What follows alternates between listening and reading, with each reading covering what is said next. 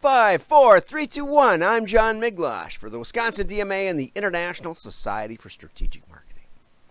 Well, as usual, we got some interesting, thought-provoking stuff for you today, and hopefully you'll even learn something. So let's go over to Tom Fishburne and see what he's got to say this week. He says, "I'm not trying to market to you. My job is customer experience management." What does that mean? That means real-time engagement and personalized touch points and contextually relevant messaging with 360-degree user insights. Okay, I'm having trouble buying your products. This happened to me just last week. It's not my department. Sounds like you need to talk to the sales or support. Right.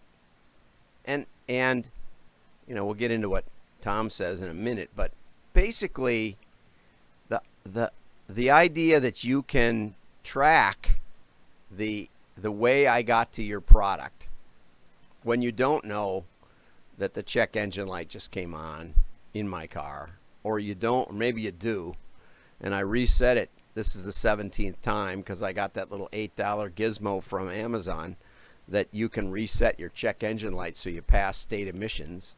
When you drive old Lexuses, it's really handy. I sold two cars because of the check engine light, and it turned out in both cases to be some emission system that wasn't even true. It was a bunch of sensors.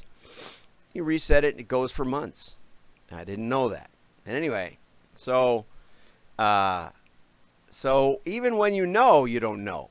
Even if you did know, right? You don't know which ads I paid attention to. You don't even know which ads I saw. So you have no idea the causal track I'm on. And guess what? If you tracked enough consumers, you'd probably find hundreds of variations that are significantly different. So, okay, so what do we focus on? Well, let's go down here a minute. Okay, we're drawing fresh attention to the promise of customer experience management. I love how he says the promise of. And there's still a yawning gap between the shiny promises of technology to deliver better customer experience and the old-fashioned analog organizational limitations that hold back that potential. It's the organizational limitations. It's because marketing isn't in charge of the order processing system and the inventory management. That doesn't work. If marketing were in charge of inventory, you'd have 5 times more than your sales volume in inventory. It would work for a while. You'd fill every order 100% immediately. Except that you might have borrowed the money to put the inventory up. And you can't possibly afford to pay the interest on the inventory carrying costs. And then what happens if the government shuts down your company for 4 months? And even when they start up, your inventory's old.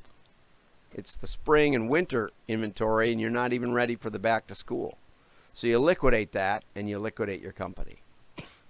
Or the marketing department runs your ERP, and somebody mistypes something, and it says this field is too short for this answer. So what does marketing do? Marketing reprograms the ERP and says make this field longer. I know, I did that once. Okay, you don't want marketing touching every point in your company or controlling it, because they don't think about the long-term implications of most of what they do. But let's blame that, okay? Let's blame the analog organizational limitations. Now, never mind. What you're trying to do in this scenario is you're trying to contextually relevant messaging. Contextually relevant. You don't know the context. I just said that. What you're really trying to do is guess what I'm going to want next. It's a fundamental epistemological wall. You can't guess what you want next. Not outside of a couple days because you just ran out of corn chips. You don't know when you're going to exactly buy your next car. Maybe when your lease runs out, but if you need tips on negotiating with your leasing company, you can get a really great deal. If you just let it expire a few days and just borrow a car for a couple days, they will drop their drawers. I learned that from my friend Scott. Stern. Yeah, we'll give him a shout out. Anyway, oh my gosh. Legacy roles that only focus on customer stages of the customer journey in isolation. Yeah, how about when a customer wants to order, we ship them the stuff? Anyway, I believe that Fishburne is leaning in the right direction toward let's make sure we've got inventory, but not too much, but enough. And let's make sure if a customer wants to order from us, they can. Place test orders. I highly recommend it. Can be some of the most illuminating things you'll ever do. I had a similar experience. I'm having it with my cable company. Nobody knows what I'm talking about. Finally, they said, well, just leave the modem unplugged for a couple of days. Okay, I can do that by myself. They had a guy come out. He couldn't do it. Nobody can do it. We don't do that anyway. So I agree that this is dumb, but people keep buying it. Better to figure out which of your customers are worth investing in. We can help you with that. Now, let's go to something really unique, okay? Back in the 90s, I didn't remember this because I was just enjoying low meat prices, but it turns out that back in the 90s, beef was selling for like 30% below in 96 what it had been selling for in 93. There was a huge oversupply of beef. For those of you who think we're running out, we're not running out, okay? And Wisconsin has some of the best beef in the world. I've learned that. I learned that when I was back in the 80s. But, and, you know, they should really sell the dairy cows. That would make a lot of, you know, for steak. I watched a whole special on that. But anyway, let's not get into that. So cows have been around for millennia. They decided they needed some new products. They needed to renovate their products. So this guy actually figured it out. But basically, ranchers were at the risk of foreclosure and bankruptcy. They decided the cows were underutilized. And stay with me here because this is a great story. Here's the gist of it is that the ends of the cows that work the legs, those are the toughest ones because those muscles are always flexing and flexing and flexing and, you know. And so those are tough, strong muscles there. The nice ones are in the back, along the back. They don't move much. T-bone, porterhouse, strip loin, bone-in ribeye, and all that. Okay? So these are the nice ones, and we make this into ground chuck and ground round, right? And that's the way it is. That's the way it's always been for millennia. So the National Beef Association, or whatever this is, NCBA, said, what if we could figure out if there's some better meat inside of here, chuck and round, where we got lots of meat? And they hired this guy, and actually they did a call for research papers, and this guy proposed that maybe there was a way to find better cuts of meat inside the stuff they were just throwing into the grinder.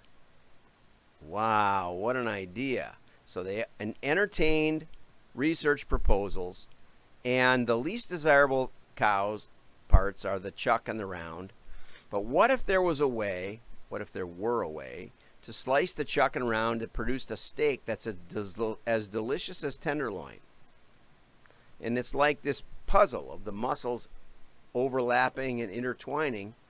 They found a muscle that was in the shoulder of the cow that actually wasn't used very much and was very tender.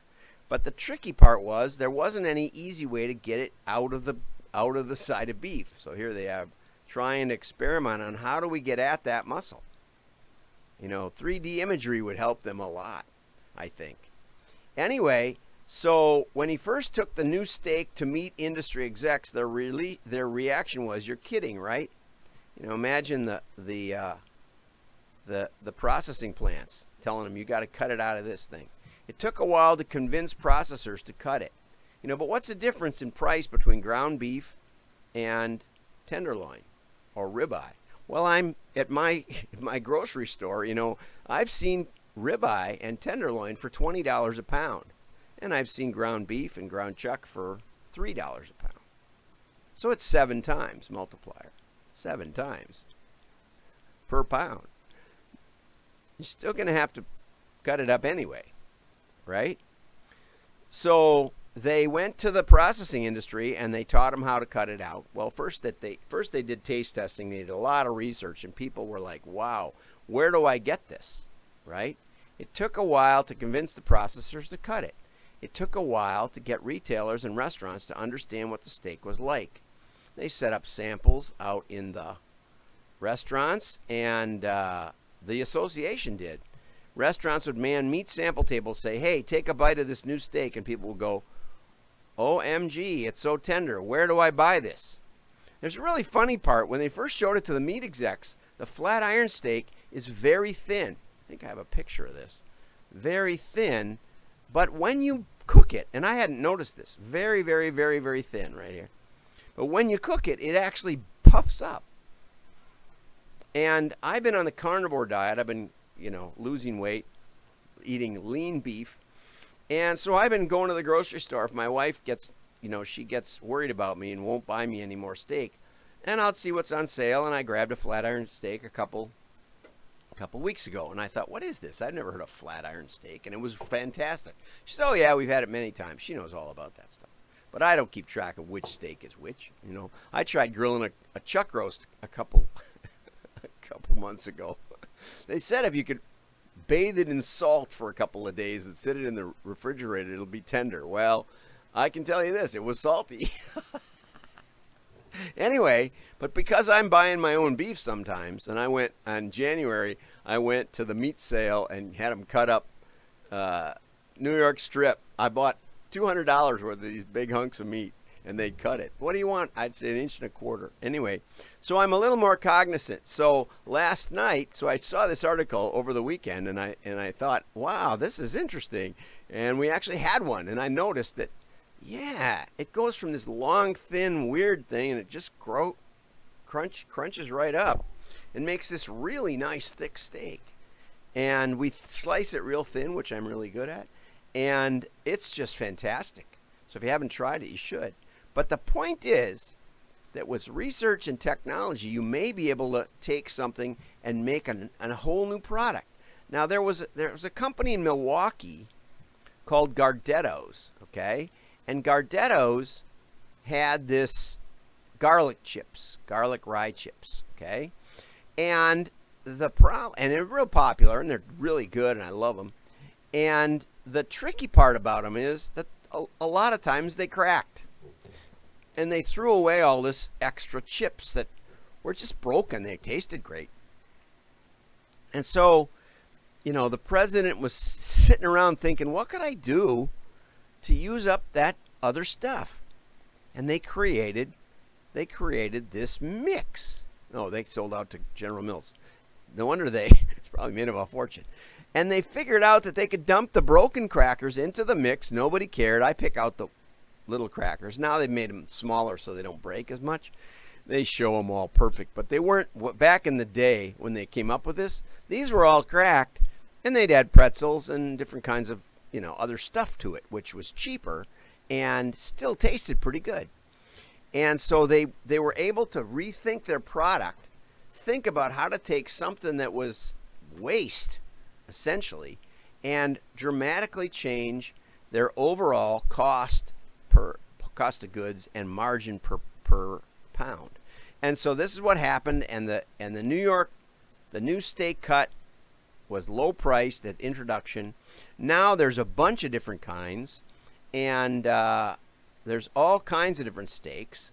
And there's the Merlot steak, the Baltic steak, and the Denver steak. And if you haven't tried those, which I don't remember trying, but now I'm going to go looking for them, those are also part of this original 1998 research project and study.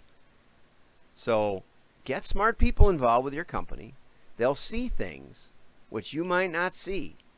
Maybe things that have been done the way they're done for the last 10,000 years, or 6,000 anyway. And oftentimes, those opportunities are hidden. They're hidden not just in your data, but in your product, in your company, but especially in your customers.